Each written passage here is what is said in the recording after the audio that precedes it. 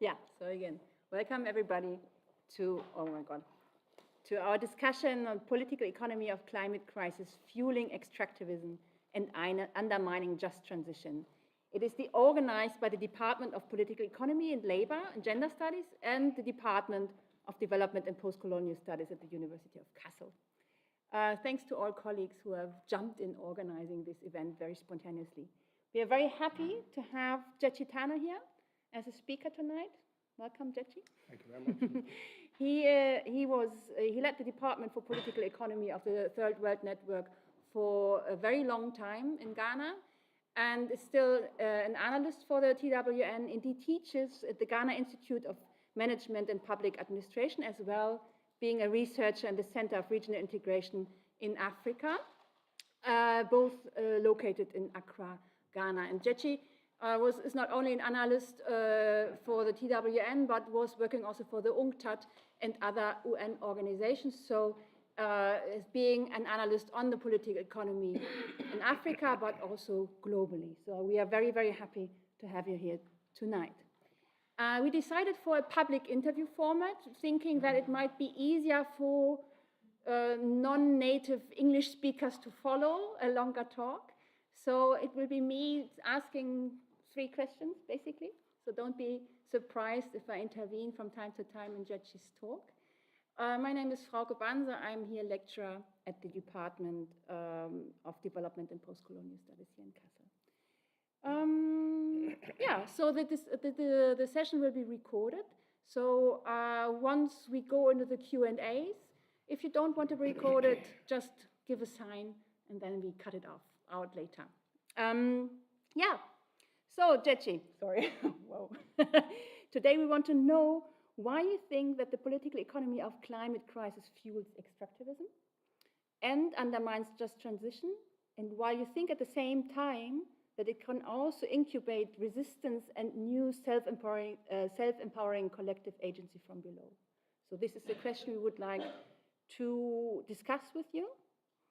So it's an existential question for us all, while the way you framed it is quite a complex issue. So that's why we decided also to have a public interview format to get through the complexity itself together. So it will sound like a bit like academic stiffness, but I'm afraid we have to first clarify what you understand by the political economy of the climate crisis. And in a second step, what you understand by extractivism as part of the political economy of the climate crisis. So let us start with the first one, the political economy of the climate crisis. Can you explore this for us, what you understand by it? Okay, all right. Well, thank you to everybody for coming, and thanks for organizing this event. Sorry, I have a bit of a cough. My own mini climate crisis just came from the tropical heat into this welcoming and weather environment. So, well, I mean, I think, as you said, obviously this is an existential crisis. It's not simply the crisis of our age, which it definitely is, but obviously it's a crisis confronting, threatening the very basis of human existence, and certainly the levels of the kinds of civilization and the ways of life that we know. We also know that the climate crisis has emerged and has exploded, has taken on this very runaway character in the period that people describe as the Anthropocene, which is to say that we have entered a geological phase where the ecology is shaped fundamentally by human action, by human intervention. Okay, so this is a problem confronting human beings, but created by human beings, right? And some of the frameworks that discuss the climate crisis and what to do about it. For example, in aspects of the UN processes, the processes around the International Panel for the IPCC process, there is the sense that every country, every economy, every set of peoples must contribute one way or the other to the solution of these crises. But nonetheless, in as much as it is an Anthropocene, in the sense that human agency is the key driving factor, it is also clear that it has happened in a very uneven way in terms of the causes. The approaches to it can exacerbate or worsen that type of unevenness, and that the consequences can also therefore be uneven. So one of the first concerns that a political economy approach to the climate crisis seeks to highlight is the fact that the processes through which we have arrived at this point are clearly associated with and are an outcome of the modern system of production, capitalism, so to speak, the system of production which has come to dominate the world increasingly, every corner of the world, over, let's say, the last 400 years or so, okay? One of the characteristics of capitalism, as we all know, obviously, is industrialization and the fact that the productivity of capital, the intensity of capital investment is the main driver of production and its expansiveness and so on, and has done so without regard to the consequences to the environment and so on. And one of the reasons why it has done so without regard is because it is a process which is driven by competition. So that process of that competitive drive, it means that there's an inherently expansive dimension to the process of industrialization writ large, and that expansive dimension has spread that system across the globe, submerging many previous types of ways of organizing society and organizing economies. That process of subsumption and so on is what we call colonialism, okay? The expansive way in which capitalism spread out from its original homelands, for example, in the northwestern corner of Europe, okay, involving, for example, in the Americas, the land grabs against indigenous populations in the former colonial regions of Latin America, Asia, Africa, extensive exploitation and so on. This is the character that has driven the process through which today we have global warming, we have emissions, we have all those types of things which constitute it. Last week, the working group, what they call Working Group 3 of the IPCC, had its latest review, okay? And its latest review, the latest update, the most recent statistics, ascribes the Western capitalist core as being responsible, cumulatively, for over 45% of the total emissions that are driving the climate change crisis. The United States alone responsible for 25%, okay? So we're in a situation where a small group of countries, or rather the small group of ruling class elements within those countries, the capitalists of those countries, are largely responsible, directly and demonstrably responsible for the crisis that we have. That's the first thing. The second thing is that this process also coexists with the process where many parts of the world, not simply the poorer people in those countries, but even more so, those in those former colonized regions and those subordinated regions, have hardly contributed historically in a cumulative way to this crisis. Regions like Africa, hardly at all.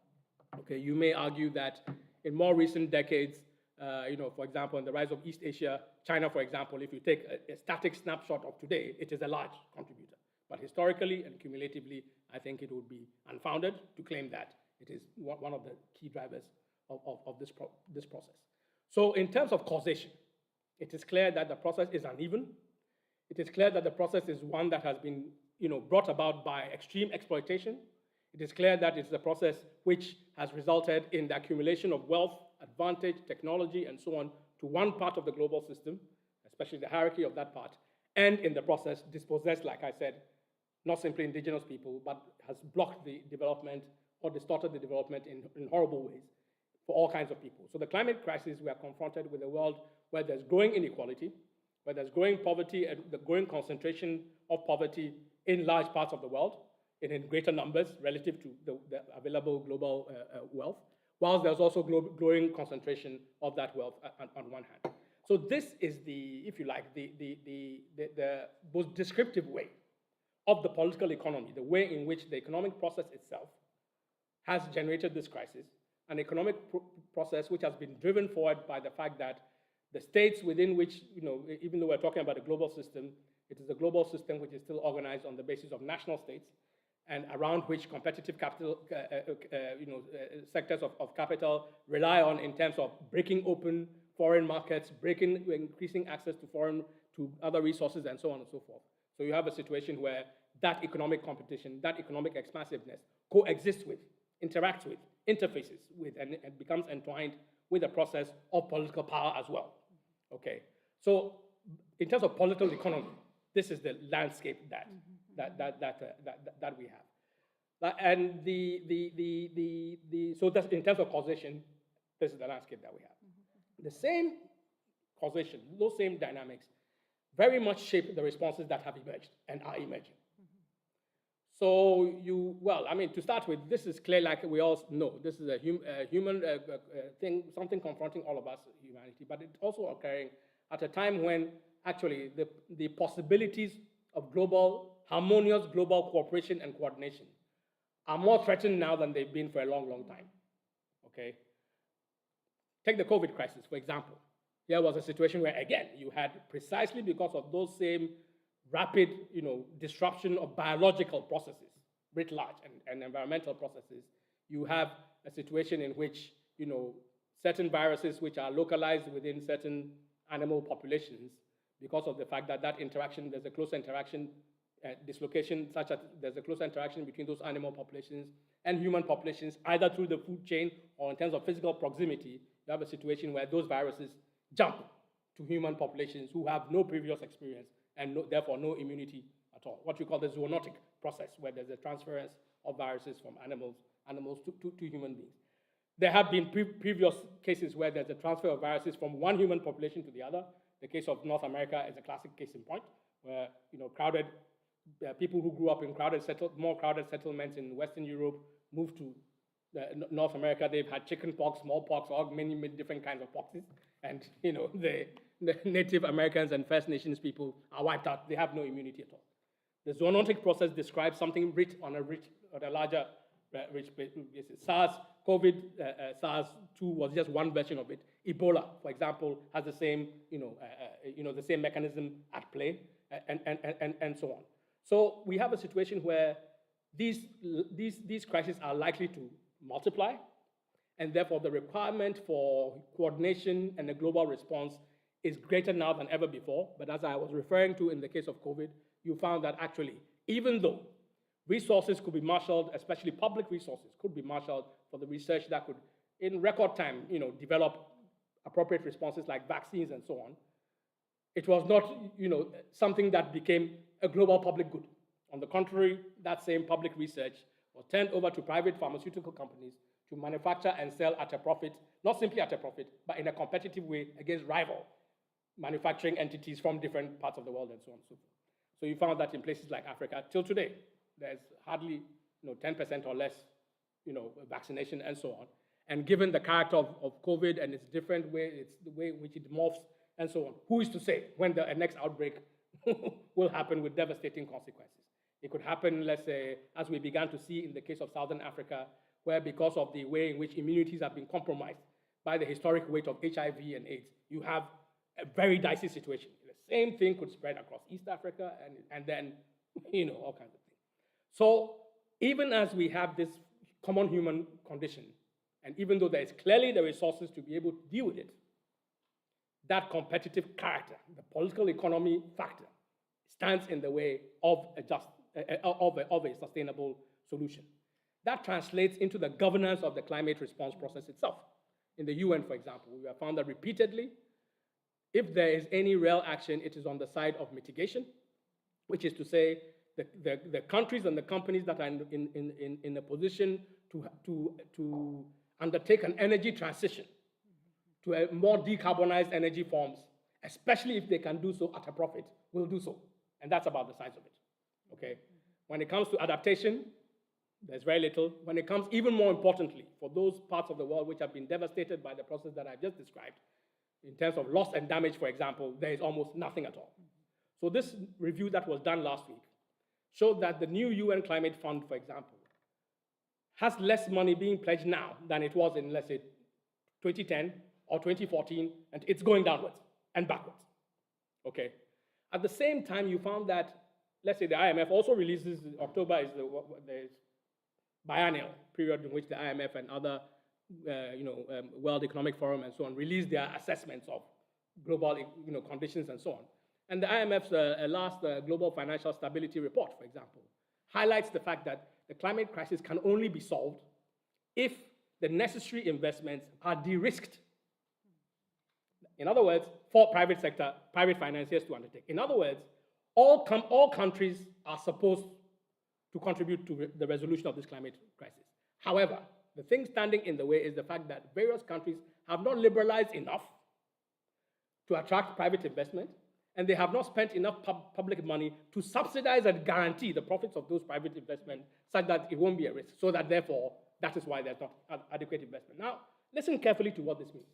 It means that the historic responsibility of the states and the governments in terms of those who have caused the climate crisis are absolved of that responsibility. It is still, it is only now an issue of a missing market mechanism. That's what they're saying, in effect, okay? The public is constrained according to it. It is not constrained when it comes to war. However much money you want to spend on war, it's not constrained when it suits you to spend on COVID, whatever it is not constrained. It's not constrained to run quantitative easing programs where from the period of the global financial and economic crisis in 2008, 2009, it has continued to pump, unthinkable sums of money into the financial system to float and inflate financial assets and so on. So let's be clear, all of us understand resources are not a constraint. But here you are that precisely because of the competitive and profit-driven character of the political economy that I described, unless and until some sector can make a profit at the expense of somebody else, the necessary flow of finance will not happen. So here you are in a situation where they say the solution is the private sector. Everybody has to de-risk the private sector. If you are in a global south country and you don't have enough money to de-risk them, then you de-risk them by a whole range of government guarantees, but also by the deregulation and privatization and liberalization of your sectors so that they can come in and make as much money as they want, go out unencumbered, in and out, whatever it is. This is one dimension of it, for example. So this is the kind of face that we see. And when it comes to the question of the consequences, we are already beginning to live with the uneven consequences, okay? Here we are in a situation where, yes, extreme weather events are an increasing phenomenon across the world. Germany, you had floods when? Was it 2 years ago, a year and a half, things like that. But 30 million people didn't die or get displaced, as was the case in Pakistan. It didn't lead to the first, what is scientifically now described as the first climate famine, which Madagascar has had twice in 1 year, okay? Where the whole range of production cycle of agriculture in East Africa is threatened by this rapid consequence. The rapid recurrence of a flood and drought cycle. Okay, and now that the El Nino pattern is back again, this cycle of flooding and drought with locusts and all. I mean, a perfect storm of the most nightmarish catastrophic conditions already are besetting people. The conditions under which you can produce food in the Sahel or in East Africa or in increasing swathes of the global south is imperiled by precisely this process. At the same time, to be able to de-risk private finance means that they are still looking at the resources that same global south has. Till today, everybody will tell you that, well, in terms of the still available arable land in the world to feed ourselves, 65% of it is in Africa. If the condition of sustainable, so-called sustainable agriculture, the future so-called sustainable agriculture in Africa to feed the world is on the pattern of what we see now in terms of that same political economy pattern, we are not going to get anywhere near that kind of thing. The last thing that I think ought to be important is this. You see, the solutions that are proposed so far come from not simply the interests that exist, but from the technologies that are within the range of those same profit makers. Okay, they haven't considered anything outside of that box. So here you are in a case where, in terms of decarbonization and renewable energy, it means at the most a shift from drilling to mining. Okay, so we will decarbonize by reducing fossil fuels in the form of drilling for oil and so on and so forth. But we will need critical minerals for the renewable energy, and that means a vast and exponential, explosion of mining, okay? Meanwhile, the same market mechanism, that mining is supposed to generate renewable energy, decarbonized renewable energy resources for the world, and to do so at a cheaper rate. However, it is the same private finance and the same, who are part of the market to assure this. And therefore, their own speculation, their own overinvestment, their own risk means that the same price of that critical mineral that will guarantee cheap, green, capitalist is now, the prices of all those things are shooting up. In other words, at best, you had this eco-modernist dream of reforming capitalism, green capitalism. A lot of the Green New Deals are in that, from that perspective. And yet, you are leaving it to the most unable type of people who are the most incapable of resolving this, that private markets and so on, including of the type of the carbon emission trading things that, let's say, the EU and EU countries, so on. So not only are you going to create a situation where the profit motive will trump anything, but you are also shifting in terms of your response to decarbonization to other extractive models with their own further destruction of the environment and of nature and their own super exploitation of subordinated peoples. Okay, so clearly a self-defeating agenda as well. So when we talk in terms of the political economy of climate and how it stands in the way, both of a sustainable solution in terms of, and a just transition, these are the elements that I think are unavoidable if we want to take, in terms of what we need to take into consideration to see where we are, to assess where we are, where we need to go, and where we ought not to go. Thank you. Yeah. Thank you for having like the broader pattern. Let's go to the question of extractivism more deeper sense. So, what is your understanding of extractivism, and how does it interlink? You mentioned it already briefly with the political economy of the climate crisis, and how does it undermine just transition? Right. Well, first and foremost, I mean, extractivism is an increasingly popular word and phrase to use. I wouldn't honestly say that it has a settled meaning. It has all manner of different meanings for all manner of different people. Okay, but I think it has value as a working tool, as a working resource, both in terms of increasing the critical edge of how we look at what is happening and where it comes from and how to resolve it, but also in terms of the question of justice and so on. Okay, like I said, for example, the mainstream solutions to decarbonization involve a transition to renewables. Energy is the main focus. So, for example, this IMF report that I talked about, it says all climate investment, 70% should go into energy production.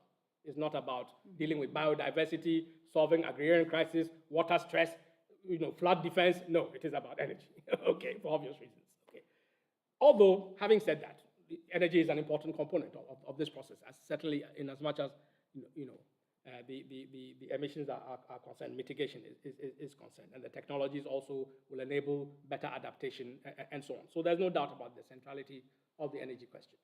But by extractivism, precisely because of the profit-driven dimension of it and the competitive dimension of it, which means that those who already have the technological lead and those who already have the capital resources ought to maintain that lead, because they're different players.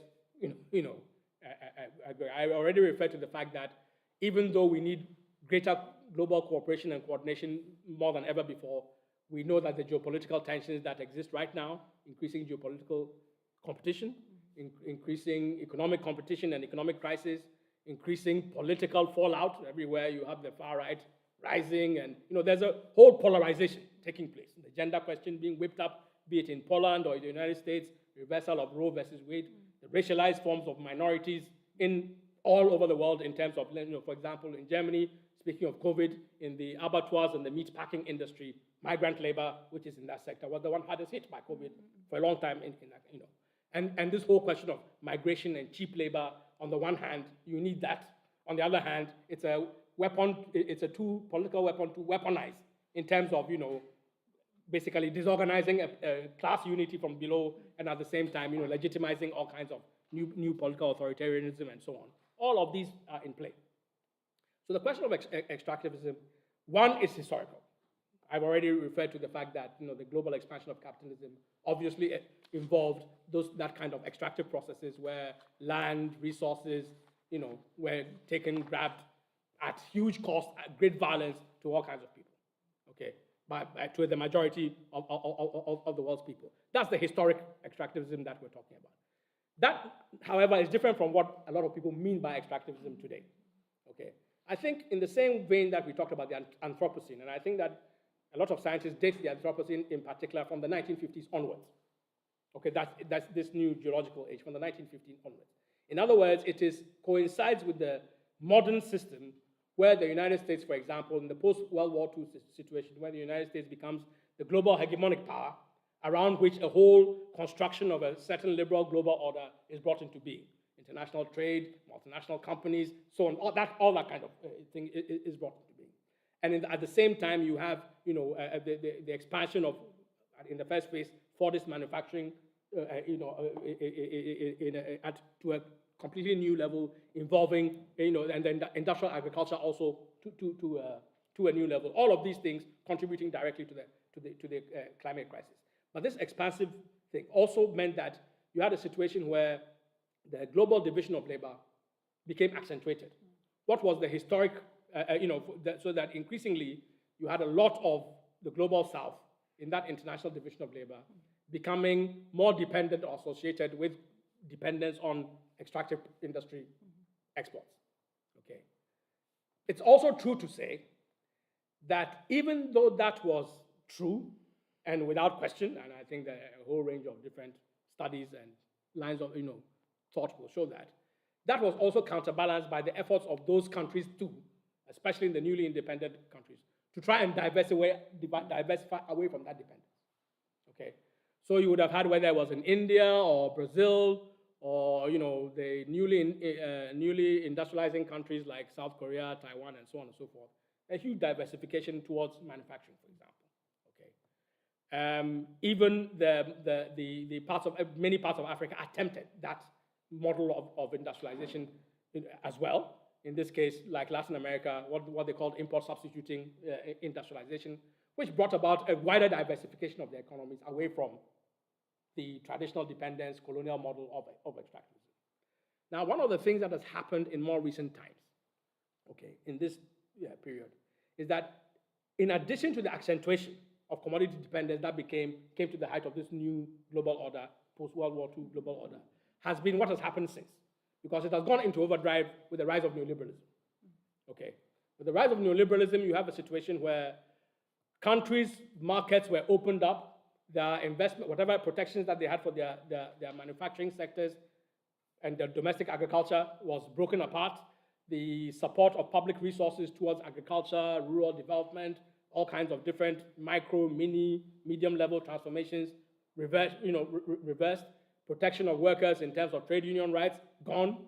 Mass unemployment as an agenda towards full employment, gone. All of that gone. Okay. So with that, you have a way in which, yes, economies became, once again, in a new way, dependent on those extractive sectors. But now they're dependent on those extractive sectors, unlike the immediate post-independence period, where there was national ownership, there was, and so on and so forth. Now it is the multinationals that control it, in the form of with the logic of that global value chain approach of value capture, value extraction, value, export as well. So the characteristic aspect of, one of the other characteristic aspects of the new extractivism that I'm trying to describe is the collapse of agriculture in many parts of or the threat to agriculture in many parts of these countries. It is a massive and steep, precipitous deindustrialization that has taken place in many parts of that, and therefore an increasing dependence on raw materials. In other words, since you can have a boom in raw material circumstances, economies can grow. Throughout the 21st century, we've had India rising, Africa rising, economies can grow, there's no doubt about it. But the productive base has shrunk, and therefore with it, the opportunities, the possibility of even and more equalizing development is all gone. So you take a case like Africa, for example, the average manufacturing share of employment up until 1980 would have been around 28, 30%. Now it's 5%. That's a steep decline. And now that 5% is there because of the reclassification of manufacturing. If you're going to talk about it properly, it'd probably be 1% or less. But even mining and every construction, all kinds of strange things have been now, brought under this umbrella as well. The peak level of industrialization in Africa, the peak year in terms of productivity, in terms of return to labor output, in terms of jobs, and so on and so forth. The peak year is around 1982. It has been slumping since, and that slump accelerated, not in the 1980s, not in the 1990s, but in the 21st century, in the period of the boom of commodity prices. That you had whatever was there was let go entirely. So this extractive thing is now that's one dimension of it. The second dimension of it is that on a global level, beyond these localities and these sectors, you have a situation where many of the countries of the global north, even advanced capitalist countries themselves, are themselves, even in their own internal space, advancing this question of this intensified extractivism. And I don't mean the countries that already have an industrial position, a strong industrial leadership on that. For example, Canada is a country where the economy is heavily based on the extractive model, but it's not a dependent one. It doesn't lose to somebody else. On the contrary, it accumulates from the rest of the world increasingly. Australia is another case in point. Okay, extractive sector in Australia has doubled in the last 10 years alone, with all kinds of consequences. When the bushfires in Australia happened last year, even the media, whenever they said this is a result of climate change and extractivism, the blowback that they got, not just from the industry, powerful lobby which finances every political party in Australia, owns half the media, and so on and so forth. But the backlash from the government and a section of pseudoscientists and so on was intense. In other words, don't touch this model. This is Australia, right? Or take the United States, okay? Shale, fracking, all of that. Those are internal to the United States itself. Or take Northwestern Europe. Here you are in a situation where the Arctic poles, the ice caps on the Arctic poles are melting because of climate change. Is this a reason for governments in the region and in the world to come together for greater coordination? No, on the contrary. It is the trigger and the signal that let's all compete to grab what share of resources lie dormant under the ice permafrost of the Arctic. So not simply Greenland and Denmark and Russia. Not only that, they've built military bases and so on. I mean, it's unthinkable. If someone came from outer space and you told them a story like this, they can't. It's just unbelievable. Because who knows the pathogens lying dormant even in the, there's all kinds of scientific theories about, the Black Death and all the, cholera and all those things that are frozen permanently. That if you unleash them, it's like zombie viruses waiting to be unleashed. And here you are, countries with the most advanced technology waiting to drill and, it's just crazy. But this is the world we're in. Okay, so extractivism is seen in that sense as something that is becoming, has gone beyond particular sectors and particular regions that are dependent on it to become something more of a global form. Last, and I'll end on this one with this. Last is that the model itself seems to be replicated in things that have nothing to do with natural resources at all. In other words, it generates, the starting point, and in fact, still the most important aspect of it is to do with natural resources and the ecology and so on. That is why it's so heavily implicated in the climate question. But if you look at the way in which, let's say, financialization takes place, and I don't simply mean the financialization of the commodity and natural resource sector, but the way, for example, when someone says, we want a financial inclusion agenda, so let's give mobile banking and digital finance to poor women, rural women in Africa. I mean, the modes of extraction involved are just ferocious. Okay? You see, in other words, there are those who are beginning to posit the idea that not only are we here with all this taking place, but this is taking place against the backdrop not simply of geopolitical increasing competition. It's also taking place against the backdrop of a system whose economic means of generating profit in the traditional way of you employ people, they work for you, is in deep crisis. So that produces two things. One is that the recourse to power, naked power, to grab resources and grab markets and define rules and terms is increasingly the case. I think there's enough evidence of that. But secondly is that the rapaciousness, the idea that you are extracting something without counterpart or without any attempt to regenerate, okay, is something that is endemic to, all kinds of sectors because, the digital sector is implicated, the financial sector is implicated, because the traditional idea of finance is that it is a specialized sector that arises. It mobilizes the savings of those who have no immediate use for their surpluses. It intermediates between them and those who want to borrow so that the economy can grow, and there's a virtuous cycle of, that's the idea about finance. Now, the finance we're talking about is a lot more cannibalistic and doesn't stop. It will go into the pocket of the most remotest household in the most remotest part of the world to grab whatever pennies that they can get at a cost that no one else pays. No one in Europe pays that price for mobile financial services. Okay, so it is at already a steep, punishing, exorbitant extractive cost. Okay, so I'm saying that there are those who are proposing the idea that actually we are in a new phase of capitalism. In the same way, we could talk about, Keynes, from a shift from Keynesianism and, if you like, state capitalist type welfare state, full employment model to neoliberalism. Now, we're entering something else called the extractive capitalism. Now, I would not necessarily say that. Now, one of the reasons why I wouldn't say that is precisely the history that I talked about. That there has always been a way in which the rapaciousness and drive of capitalism, has created this rift. It has treated the environment as an externality from which it can grab. It has treated it as a means of extraction in that most brutal and thinking way. It externalizes the cost and consequences. As long as the profit is extracted, someone else can pay the price for it and so on. That has always been a historic pattern within capitalism. That's why people talk about metabolic rift that has emerged between the economy and peoples and the environment, between people and planet. I think that's legitimate. What we can say, though, is this. The notion of extractivism, I think, gives us a critical edge as to the acuteness of the contradictions of where we are and the incapacity of the system that has generated these contradictions to resolve them. I think that is the most important dimension of it to me. The second dimension of it is that to repair the justice and imbalances of that, so if we're talking about extractivism in this model, and you think about just transition and sustainability as a model of, in a sense, regeneration of cooperation and so on, clearly the two don't add up. They do not coexist. One is a threat to the other. So the dimension of just transmission, in the context of extractivism and the idea promoted by extractivism, the notion of just transition is a radicalizing one.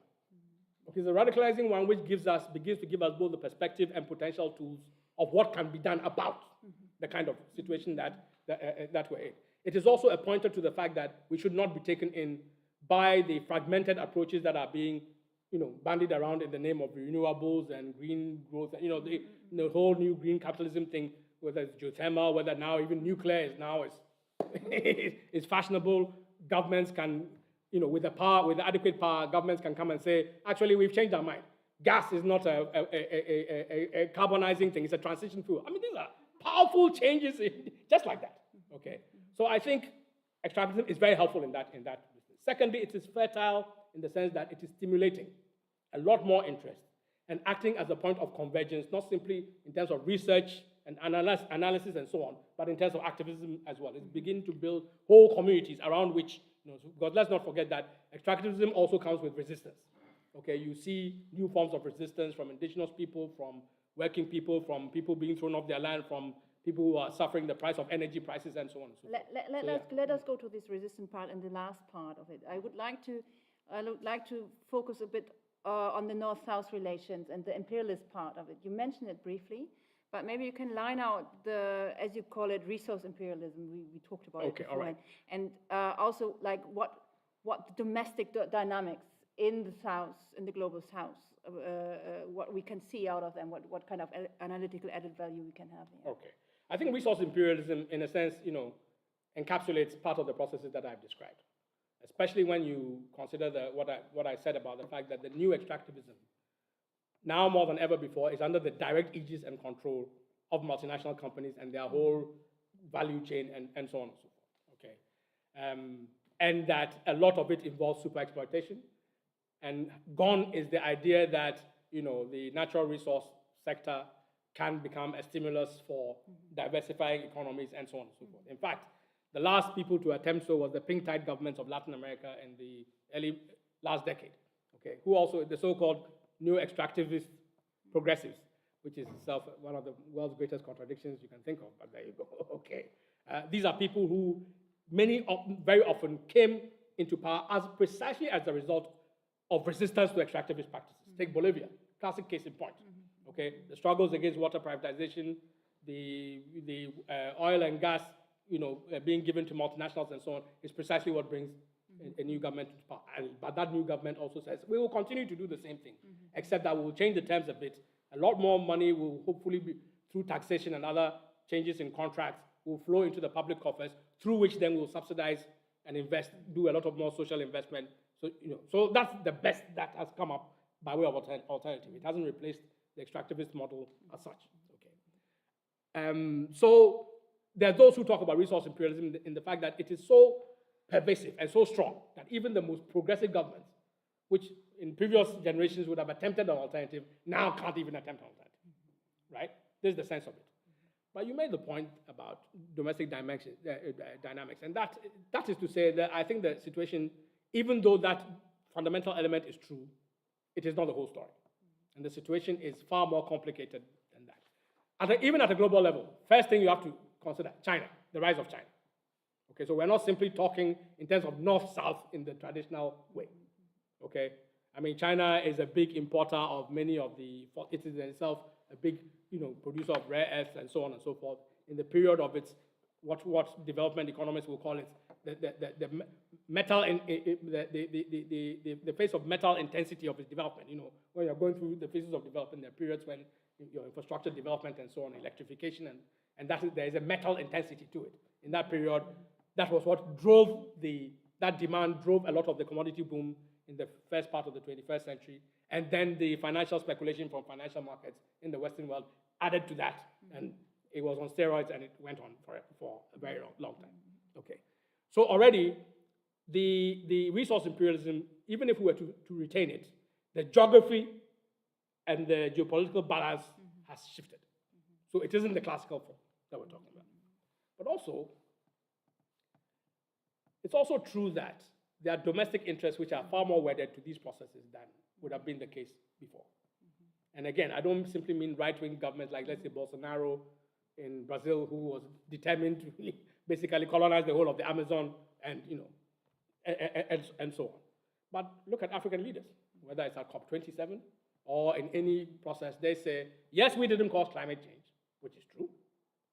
Now you're telling us that in the interest of decarbonization, we shouldn't be extracting, but we have a right to development, so we should extract. As if, at one level, that historic sense of the responsibility of the global north to pay is there. That is not to say that you can willy-nilly, blindly continue an extractivist path. The same path and the same terms that have impoverished your people, has despoiled your environment.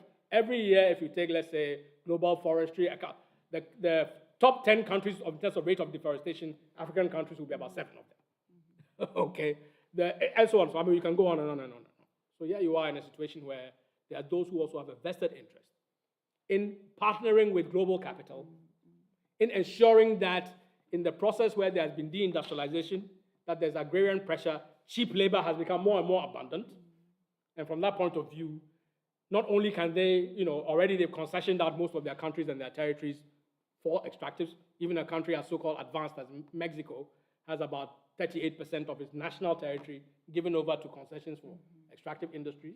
Peru, 72%. The whole continent of Africa, 65%. Some countries much more than. The earth we walk on doesn't even belong to us, basically. Okay. So this is the intensification that is taking place. It's also bringing about new circuits as well. So if you take, let's say, oil, the most important of the fossil sectors, it is a fact that the international oil companies, mainly from the Western world, Shell, BP, Chevron, Exxon, and so on and so forth, have been dominant for a long, long time. They've evolved from the so-called Seven Sisters. But their weight has been counterbalanced by the national oil companies from the global south. Okay, and not simply Petrobras and others, but look at the Gulf states itself.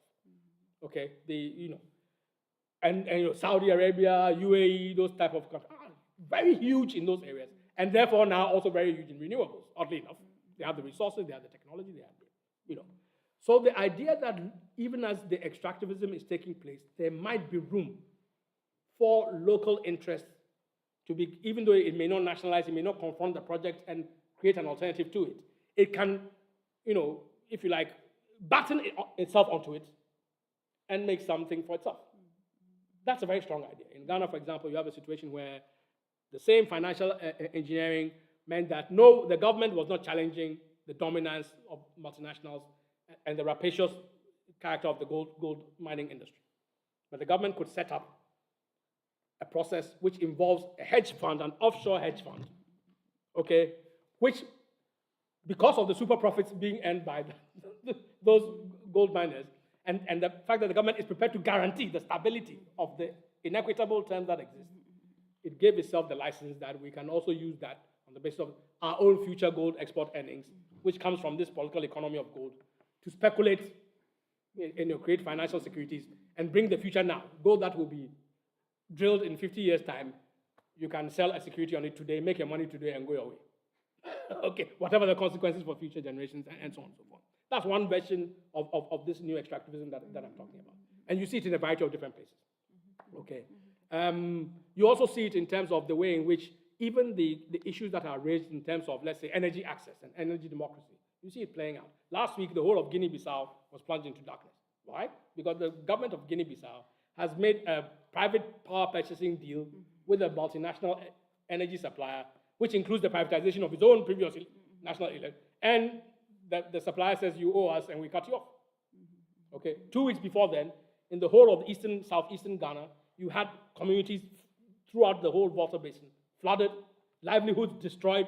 God knows how many thousands of farms have been lost, homes submerged, entire villages gone. Why? Because again, there's no coordination among the countries that surround the Volta complex in terms of the waterway, but also the way in which the river authority itself, which is a Ghanaian state entity, also has increasingly forgotten about the needs of communities and is now focused simply as the fact that it is an increasingly multinational player in terms of attracting foreign investment, making the bottom line important for people, and creating internal markets within its own structure for the kinds of deals that, So the process of extractivism, for those who are, looking at it simply from the point of view of a north-south lens, there is something there, and that is true and remains the case.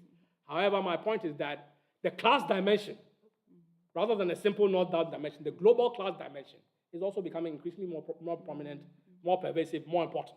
And I think from that point of view, we can't simply look to, if you're from the global south, for example, you can't simply be complaining about multinationals and the global north and so on. You should, and definitely, you absolutely should. But I think our own ruling classes now, are very complicit in it. And it goes all the way down. So even smaller capital that does not have the means to operate at the level of industrial extractive companies, the multinationals, for example, precisely because these processes involve shift in land relations, land use, land ownership, property rights, and so on and so forth. So you find whole swathes of countries like Ghana given over to what is called artisanal mining, which is a low level, and all it says is that there is cheap labor, there is a new regime of property rights. It involves the revival of old, even pre-capitalist traditions like chiefs and traditional, who are now in alliance. They are not really traditional. They are very, very modern in the role that they're playing. Okay, and this despoliation is taking place. So it would be really not the whole story to sit here and say, the destruction of the environment in Africa is due to multinationals and global capital alone. They initiated it, but some people everywhere in the world think, great idea, great chance for me too.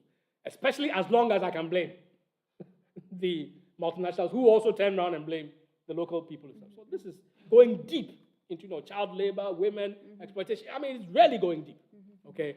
And that existential crisis, therefore, is very immediate for a lot of people, not simply in terms of different weather patterns, different weather consequences, different temperature consequences, and so on. My home city, Accra, for example, is a low-lying city, okay? Half the cities in Africa, 60% of cities in Africa, within the next 8 years, are projected not to have potable water.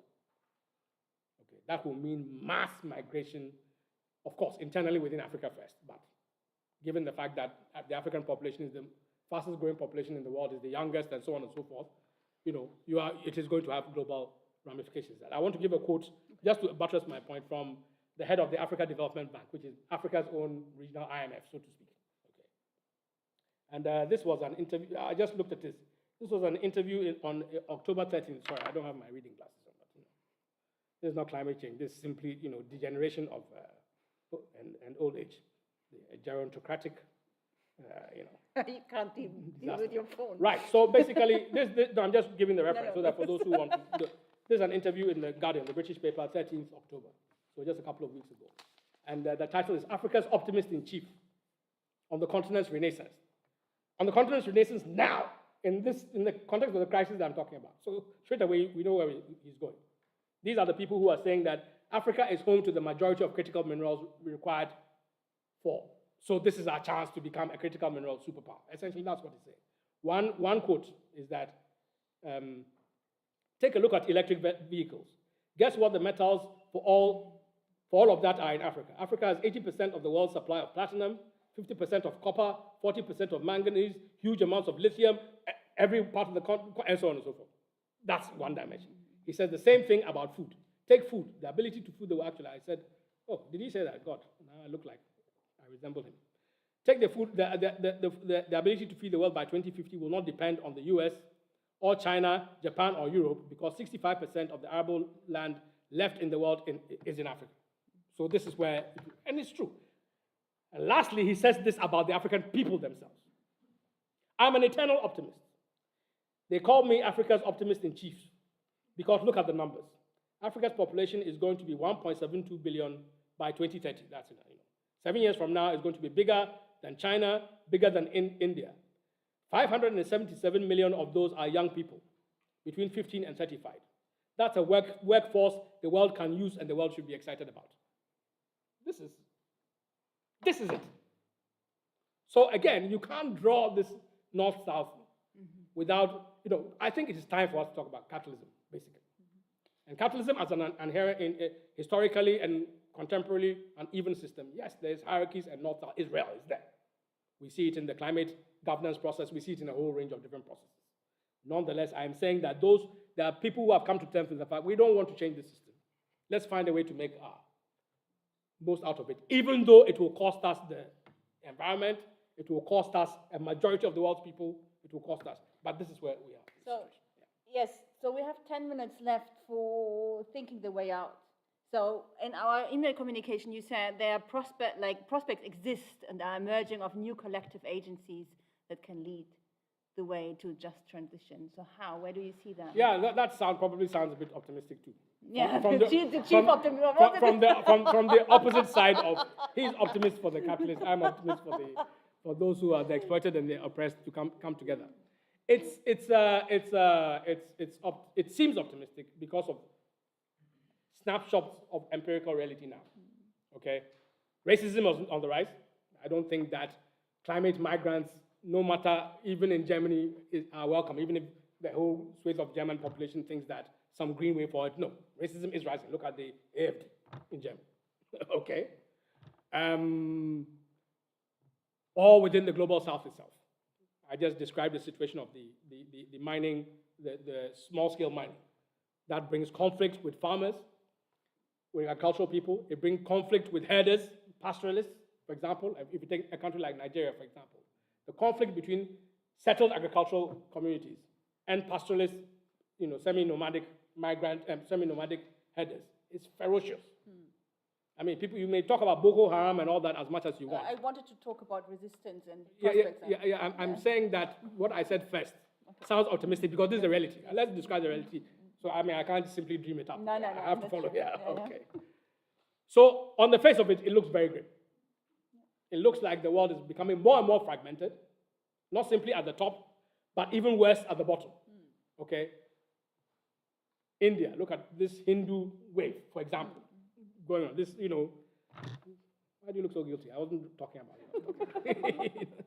and so on and so forth. So the prospects on the face of it aren't actually. And yet, we find that, and again, this is one of the value of the paradigm or the framework or the perspective of extractivism. Its expansiveness and its multidimensionality, its multisectoral character. The breadth of players involved means that there are almost no one eventually is untouched by this process. Okay. So in as much as all this fragmentation and so on, it is also a fact that people are being dispossessed in a manner that forces them to stand up and resist. That takes place in the global north. So Justin Trudeau can appear as nice a guy as he wants, but he says that 14% of the resources that the world needs for renewable energy is in Canada. It makes no sense not to exploit it. On the contrary, there's a viable way in which extractivism and sustainable just transition can coexist. And who are the victims? The first victims are First Nations people. Okay? Same as in the United States and so on. And they are beginning to fight back. And in the process of fighting back, you find that the same people in the extractive industries themselves, who traditionally you would have expected would support or at least would not be hostile to this idea of the expansion of more powers and more growth for the extractive sector because our jobs will be guaranteed and so on. I was saying that we need a just transition from our jobs. We need a different type of skilling so that we don't have to do this and despoil the world for our children and so on and so forth. Okay, so one part of resistance always sparks another part of resistance, right? And increasingly you have that in different parts, and you can name that a whole range of places. Like I mentioned Bolivia and the whole situation in Latin America, it hasn't stopped.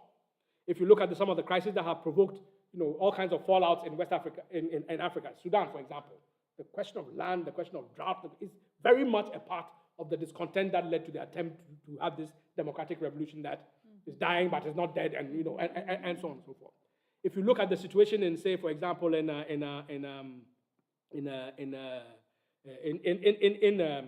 Europe, apart from Black Lives Matter, which increasingly fuses with these questions anyway. Okay, I mean the kind of upside that young people have taken up, into whether it's Greta Thunberg or all this, climate justice movements that have emerged and so on, and they're everywhere, even in India, right, where this wave of Hindu nationalism in the most extreme form, including clear fascistic elements, are involved. Look at the backlash that, in terms of the agricultural sector, that Modi got in 2021, 2022. Okay, a whole range of struggles. Dalits were united with Zamindar landowners, right? Women came to the fore in a way that has not been seen in India for decades, and so on and so forth. In this movement, a massive movement that went on, blockade, and eventually, even someone as ruthless as Modi had to climb down.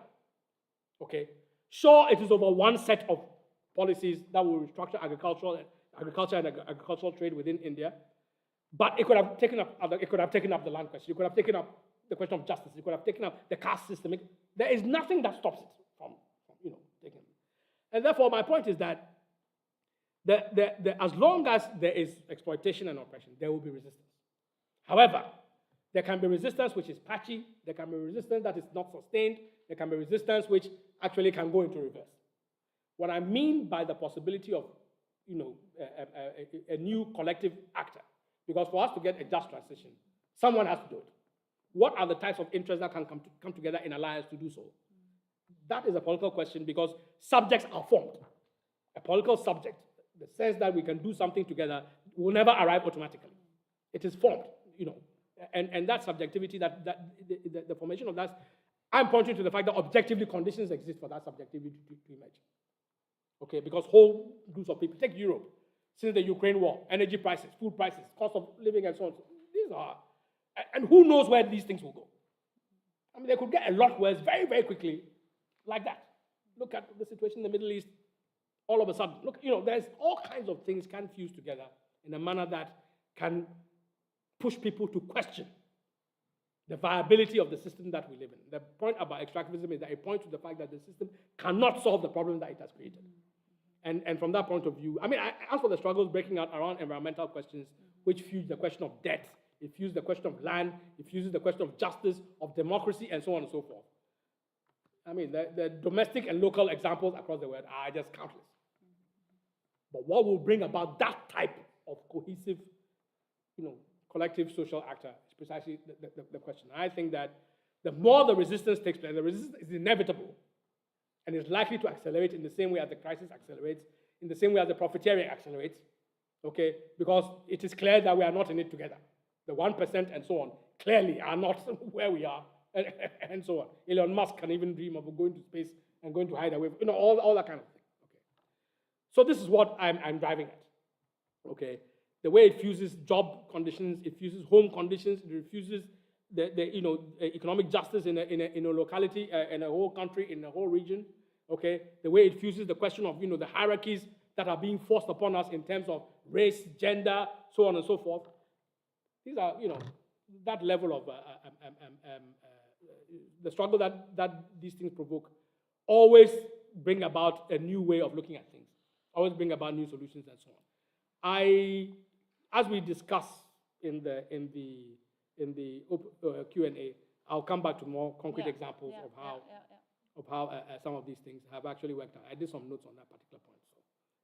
So let's open the discussion first, because then it's also easier to follow, and then you have the chance to go deeper into this question. Is this Right. okay? Cool, that's fine. Yeah, cool. All Thanks, Fez, for outlining this for us. Thank you Okay. very much.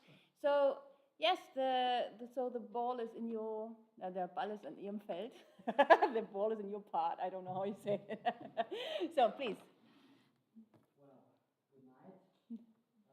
Thank you, Professor, for sharing with us your time and knowledge. My name is Dani Diaz. I'm a PhD student from Brazil, actually, and I'm working with energy transition as well. Actually, I'm trying to think about strategies of management of natural resources in Latin America, and I'm working with two cases. It's oil exploitation in Brazil with Petrobras and lithium in Bolivia. And the biggest problem that I'm concerned is basically the attempt of Brazil to convert royalties that comes from oil exploitation to social redistribution. So we have with Petrobras the social fund that is prescribed by law that some of the royalties needs to go to social development. Yeah. But the biggest problem now is that nobody knows where's the money, and nobody knows what is social development, like as prescribed.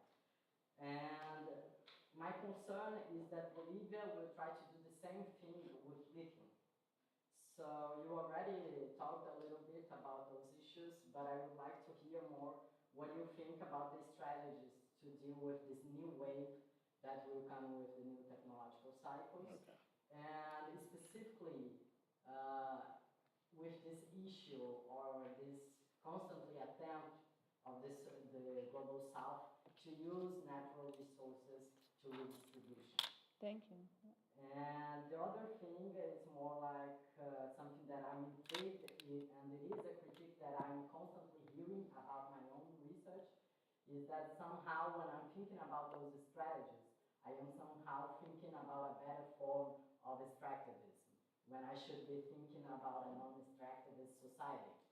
But, well, I'm from Latin America, so it is very hard to consider that, although I'm really paying attention to what indigenous people are saying, for example, that a river is not a resource, a river maybe is a relative, depending on the ontology that you are following.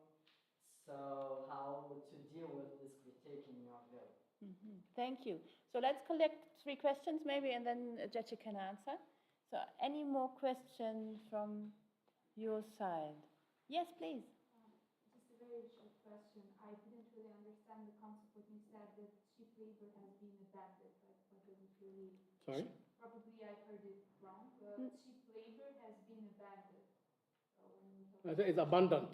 There's a lot of okay, it. Yeah. sorry. No, no. I'd have shot myself if I said that. Thank you. Yes, please. First of all, thank you very much for the amazing and very informative presentation. I really thank you for that. My question, my concern is about how international corporations, when they are making huge money through carbon markets, carbon trade, carbon mechanisms, etc., how they can invest in a fight against climate change. I don't have any hope about that, and I totally agree with you on that. And also on international organizations like United Nations, for instance. It was the United Nations that declared polluters pay principle in 1992, which means that if you have money, you are free to pollute the world. So instead of putting a ban, definite, absolute ban on pollution, the United Nations made it free to pollute only by condition, by paying for that. So under these conditions, on the other hand, we all know that polars are being shared by powerful nations only by only by hoping that climate will be warmed more and more in the near future, and then new areas will appear in the polars. Even from today, they started to share the polars, North and South polars. On the other hand, we also know that corporations genes of mosquitoes, even mosquitoes, only to make them enabled to fly longer distance instead of flying from Australia to Indonesia. Indonesia is a very poor country.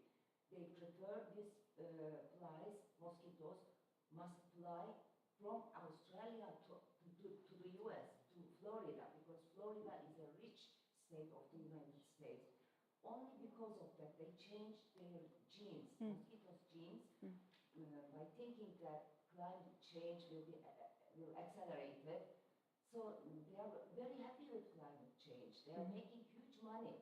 That's why they are investing in extractivism and other things.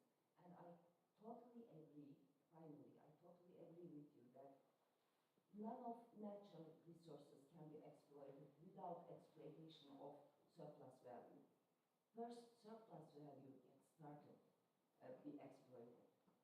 Only exploitation of natural resources follow it, because none of capitalists exploit nature without using real labor. Okay.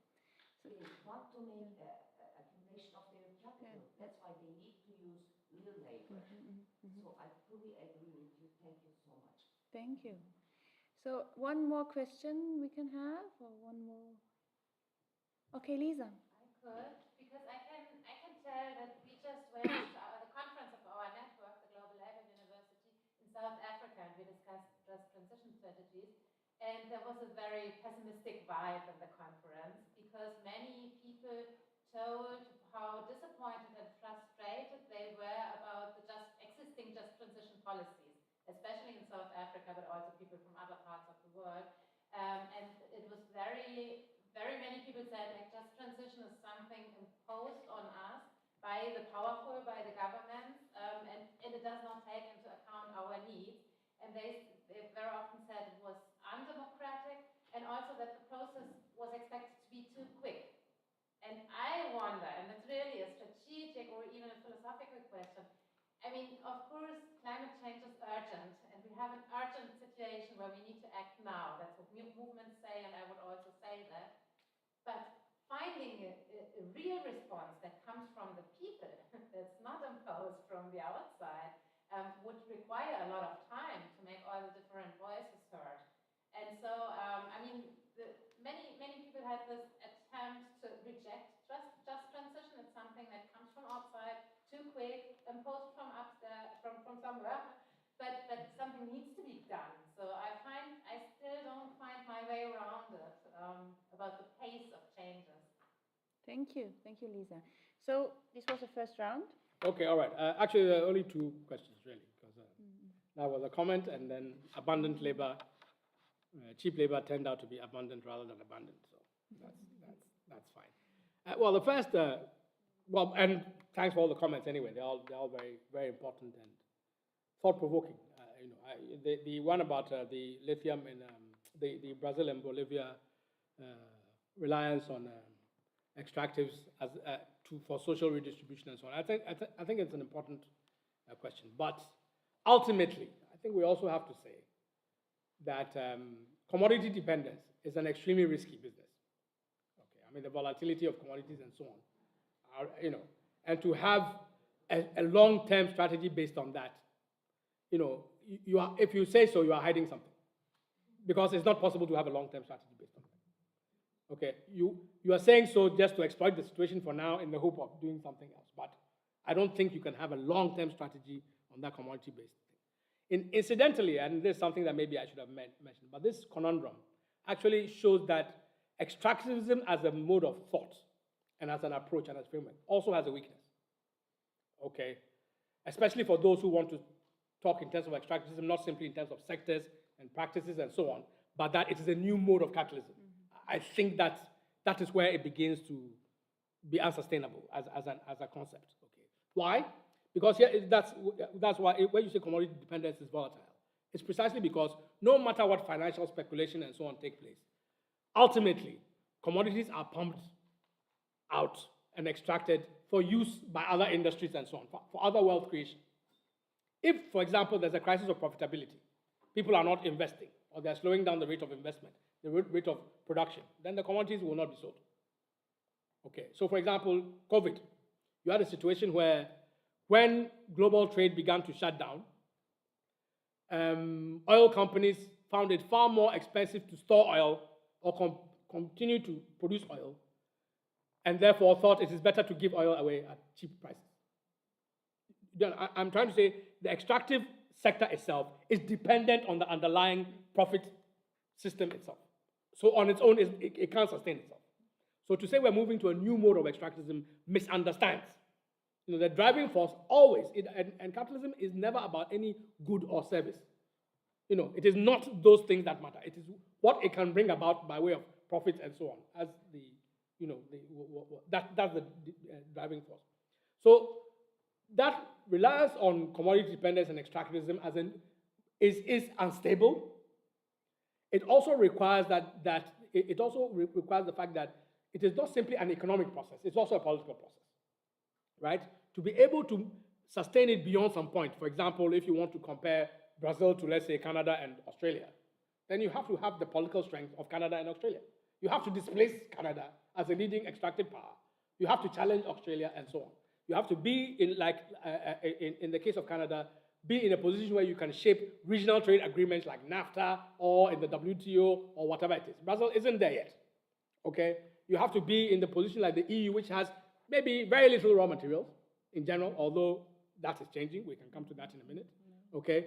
Very little raw materials, but through its trade agreements, both with Latin America and Africa, and they make no bones about it. When Merkel was chancellor in 2007, 2006, she says, our new trade strategy is based on what we call a raw material initiative.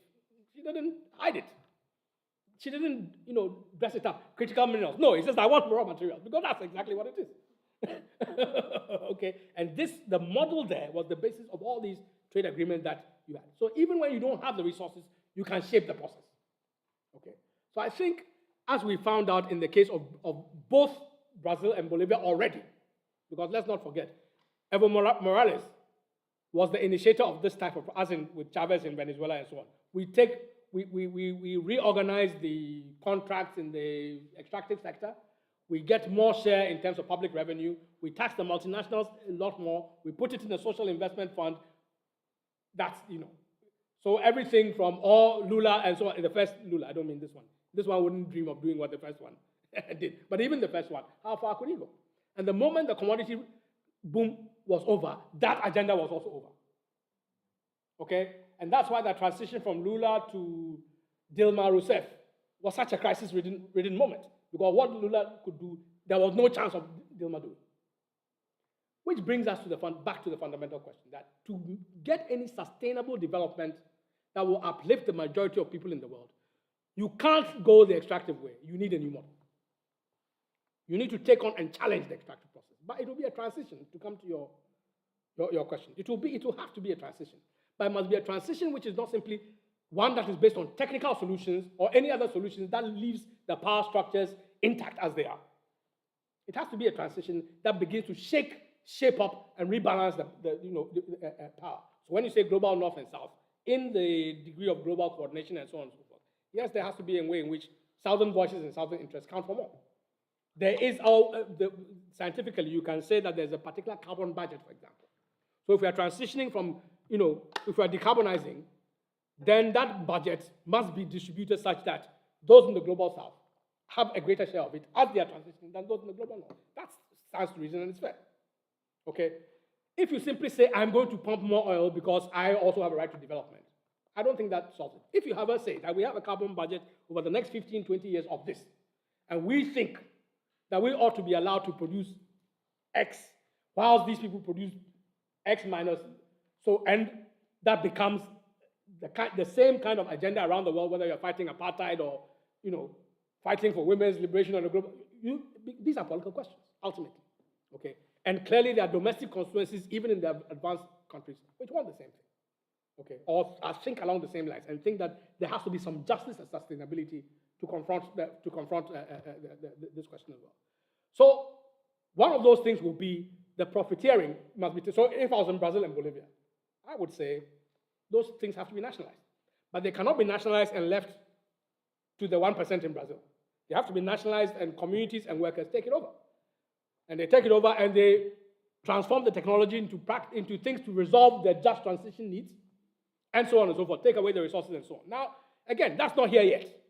But it means that you fight for every environmental positive gain that people can get in the here and now. You fight for greater taxation, you fight for less rights for you fight against job losses, you fight for training, for transition, and so on. Just transition was not a foreign imposition.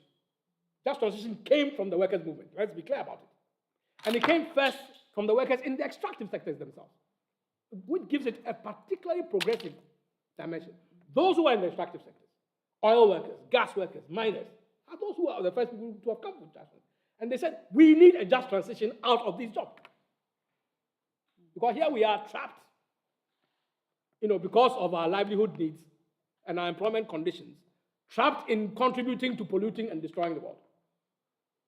And destroying the future legacy and the commonwealth and the heritage of our own children and grandchildren. And we wanted, it came out of the struggles between them and the period in which, people were beginning to say, when the commodities boom was taking place, people were beginning to say, well, we need emergency taxation of that, windfall taxes and so on. And workers in those sectors were not getting any of the benefits that the bosses were getting. And they began to fight for this just transition, and it began to fuse with the environmental justice constituency, and it became You see, politics and so on, hope is very important. At a level of struggle where things are beginning to open up, you're beginning to win small victories, you're beginning to form more alliances, your ideas are gaining resonance and cross-fertilizing with others. When you're on that upward trajectory, your ambition is, growth in that. In the same way as since struggles rise up and down, when you're on a downward trajectory, even what you demanded before seems impossible and seems like a burden that you've raised some things. So if somebody says it's a foreign imposition, the fact that they've made no headway, okay, and the fact that the powers that be not only are still in place but are even more powerful than they were before, the fact that the extractive and exploitative practices are intensifying as we speak, the fact that a country like South Africa, a G20 member country, the most advanced country in Africa in terms of industrialization and economic sophistication, has blackouts left, right, and center.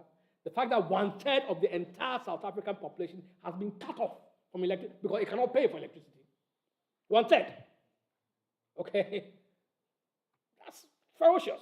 It is the same South Africa that 10, 15 years ago, if you disconnected anybody, electricity workers and community activists joined together and go and reconnect people.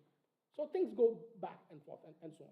Just transition in South Africa, the just jobs came from the trade unions, 1 million jobs, climate jobs. And they didn't simply say 1 million climate jobs. It also meant land reform so that communities and so on have rights on the land, that the new mining and new oil and gas and so on, coal, not oil and gas, is taken over by communities so that they can redistribute, realign the technology, reorient the technology, reorient the resource flow, and so on and so forth. These things will be necessary. Okay. So I think that,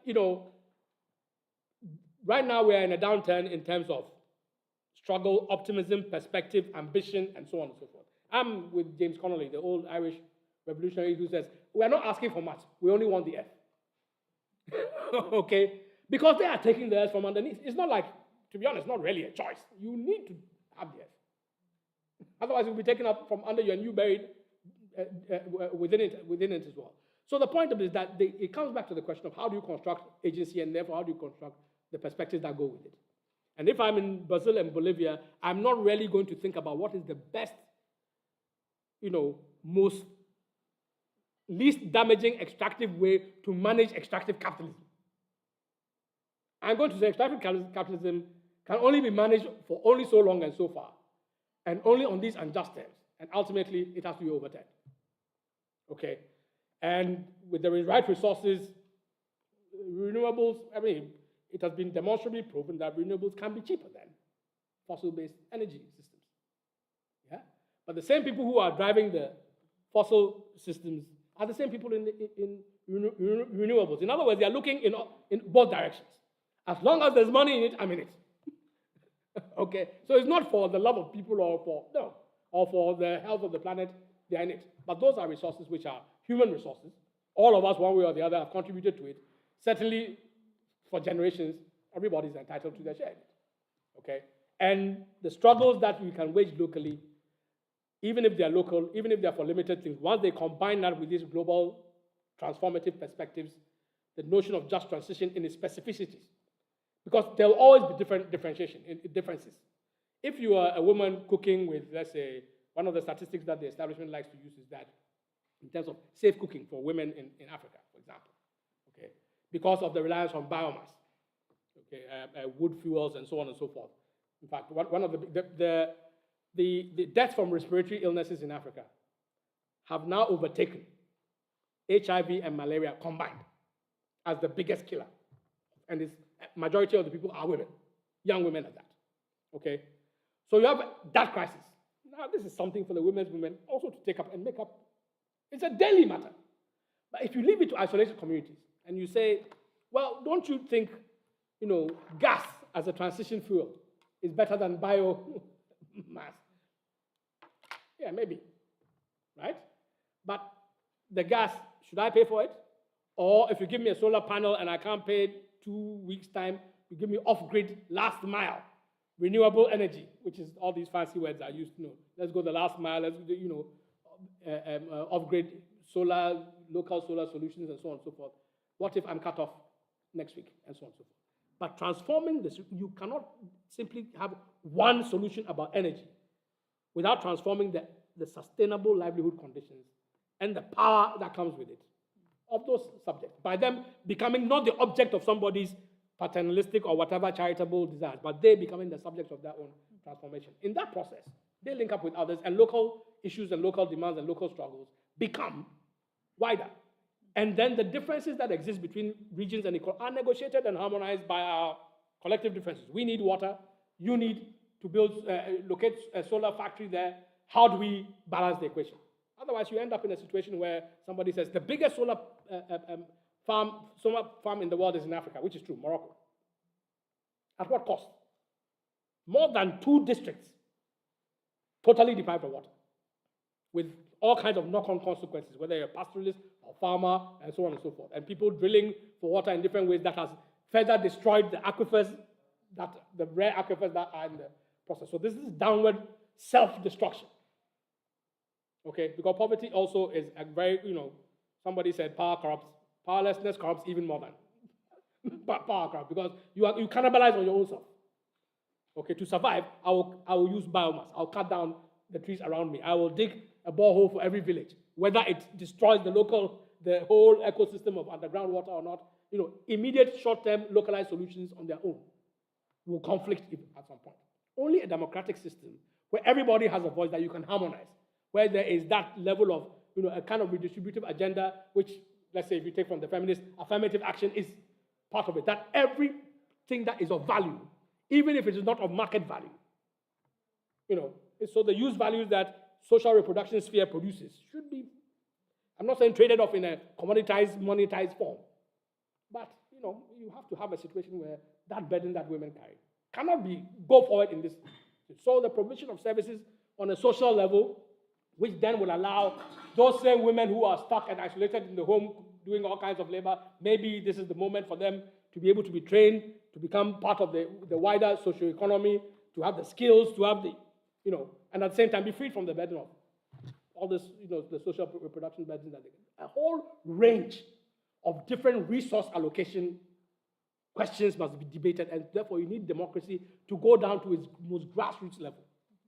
But it can't be grassroots in isolation. It has to be grassroots that is increasingly connected with wider projects, wider forms of decision-making, and so on and so forth, and democratic planning as the basis of it. We need democracy more than ever.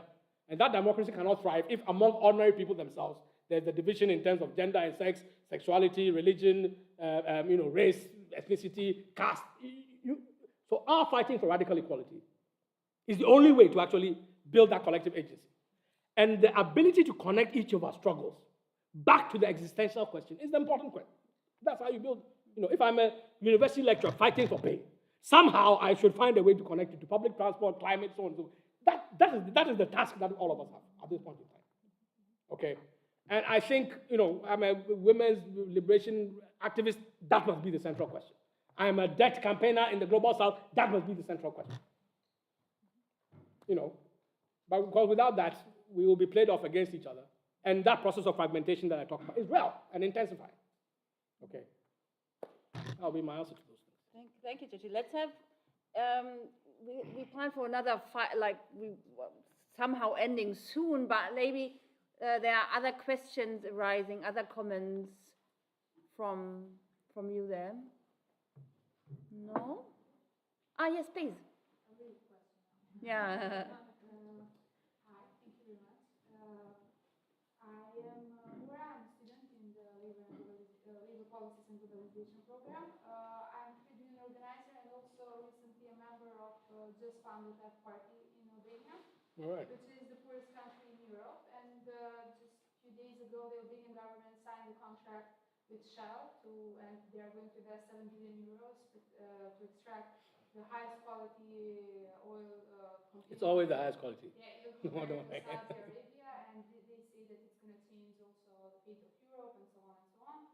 And in my country, unfortunately, we don't have any kind of discussions like this, not even in universities or NGOs, because we don't have social movements, no labor movements, and green topics are something that are not even discussed at all, not even in public discourse or in the media. So I was thinking that you mentioned communities that have been organized and to oppose this or organize resistance, and I wanted to know if have you faced communities that actually support extractivism, like I faced so many times communities, not necessarily workers, who actually support, or different citizens, the majority of them support extractivism because it's a very deindustrialized country, and even when you mention green or climate change or environmental protection, they're like, it's not up to us, we're just a very small country, we're very poor, and I can also somehow understand because it's very difficult to imagine the end of the world when you can't even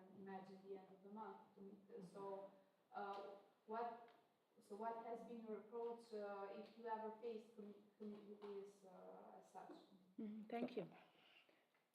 Please. Okay. Well, actually, it's very easy for a lot of people to imagine the end of the world. You know, a lot of people. Not simply from climate, but from all kinds of things and sins and so on and so forth. What people cannot imagine is the end of capitalism. That's far more difficult than imagining the end of the world. Okay. And yes, you're right. There are many challenges. There are many localities where, you know, people feel our daily survival, so on. And there are many, many countries with the same, you know, I'm not saying that Africa, for example, is at the arrowhead of climate movement. That's untrue. Okay. Even though communities that have attachment to the land have been husbanding it, well, is that the right word to use? Have been, you know, engaged in sustainable practices for a long time. Know when there's something wrong. There are communities trying to defend forests against extractive practices, but there are also communities which also think, you know, this is our chance to make some money. So if there's oil, there's an oil find in some place, the whole country is supposed to celebrate, okay? And the communities which are close to or host that oil will claim 10% for themselves, and so that kind of thing, in the name of democracy and redistribution and so on. So you're right, all those kinds of things.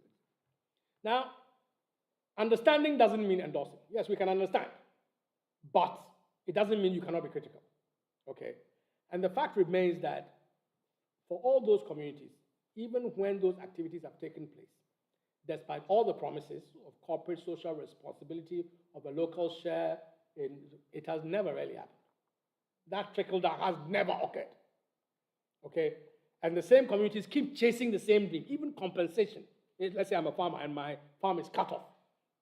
And there's written into the laws of the country and in the contract and so on that every tree that was cut off, it will take you God knows how many years to get it. By which time the currency is devalued and the community is split, fighting among itself. You know, you hire a lawyer and somebody says, no, let's go and see the chief, let's go and see the member of parliament. You vote for one party. It's crazy, right? But that is why the point I made earlier, I think, remains relevant.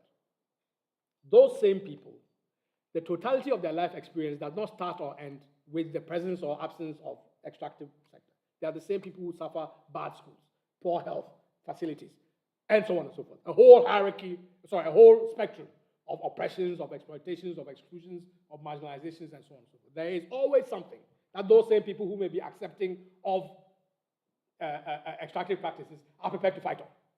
The point is, how do you link that fight with the necessity of taking the same critical view that they have on that one issue to the question of. And that, again, like as with everything else, comes from politically minded activists, thinkers, actors, connecting and having that process of mutual education, and everybody's trying to shift people. It is the only way. It has always been the only way on all the big questions. There are many things which seem immutable, whether it is the strength of empires and imperialism somewhere, or whether it is racism or women's equality. Many things seem immutable until they just change, right? And this is one of them, except this is bigger. And this hits more, can potentially unify people, but also can divide people worse than ever before, but can also unify people at a qualitative level and in such an all-encompassing way that has hardly ever existed in human history. It is that reality, because of the reality of the climate and its diverse, it is that we must look at. Anytime there's an isolated thing about one sector, we must try to link it to the broader system and the ecosystem that is happening. Okay? About which, no matter which community you are, there's 1,000 grievances, discontents, and dissatisfactions. Am I making sense? It's just the job that's the value of being an activist. I mean, not simply to inspire and bring hope, but also to make new connections, and so that people in their own way, as they develop in their own subjectivity and their own capacity to act and become autonomous, self-emancipating subjects, begin to make different connections in their own and own those agendas for themselves. Okay, it sounds abstract, but that's really actually. If you go into any struggle, you will find that actually it has thus been so and will forever thus be so. Okay, so. Thank you, Gyekye. I think we have a clear homework to do, and we are inviting everybody what's the real name? Can I add one more? Yeah, please. Yeah. Just on the same small point. Just on the same thing. There's also a question of identity as well. Okay, I mean, communities that are encouraged to look simply as communities will always fragment even into micro communities.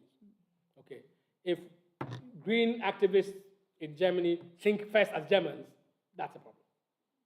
Okay, if that community think first as that community, you know what I mean? Yes, by all means, against multinationals, think as the community. Our interests must at least be as equal as the interests of the multinationals, or if not supersede it.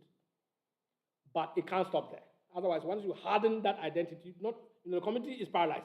It doesn't have the power, but it's also internally divided. There's no community that is flat, where there's equality across board. There's patriarchy, right? There's nothing about communities that is necessarily so wonderful, except for the fact that there's a mutuality and so on and so forth, and that the power hierarchies can probably be leveled a bit more in some cases or not, and that it is a non-commodified form of existence. So it has that potential for alternative, but the social relations that are hierarchical and oppressive within that, it doesn't mean we shouldn't be challenging them and calling them out and overturning them. Okay, we face a world of contradictions at every turn. Communities are not immune from those contradictions. There are a lot of people who glorify communities as simply being an automatic response. And I can see why, from the point of view of those non-commoditized forms, collective ownership, more mutual cooperation required for your own existence, and so on and so forth. Okay? But that, in terms of economic activity and organization, it can't stop there. Social relations must be confronted. We're talking not simply about the transformation of how things are done. In the first place, we are talking about the transformation of relations between human beings, social relations. And those who are fighting oppression, those who are for radical equality, those who are for self-emancipation, and so on and so forth, stand a better chance of being actual agents for the kind of change that we want than those who simply stop at community or nation or whatever group identity that we have. Okay, thanks, Gyekye. Thanks at first. Thanks for this very in-depth talk and a clear take-home message. So we go now to a bar, Hurricane, I guess, and everybody's invited to join us to continue this important discussion. Is there heating in the bar? It's very cool. Yes.